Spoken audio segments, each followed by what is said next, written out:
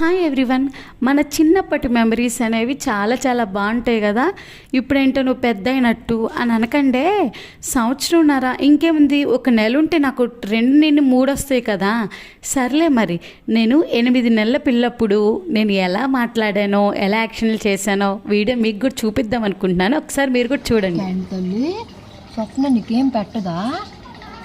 గయ్యాలదమ్మా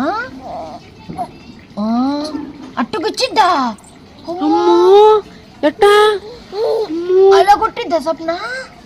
ఎట్లా కొట్టిద్ది? అట్లకిచ్చిద్దా స్వప్నానా? డాడీకి చెప్పొచ్చు కానీ నువ్వు అప్పుడు. డాడీ ఉంటాడు కదా పక్కనే. డాడీ మమ్మీ ఇలా గిచ్చుతుంది నన్ను అని చెప్పు.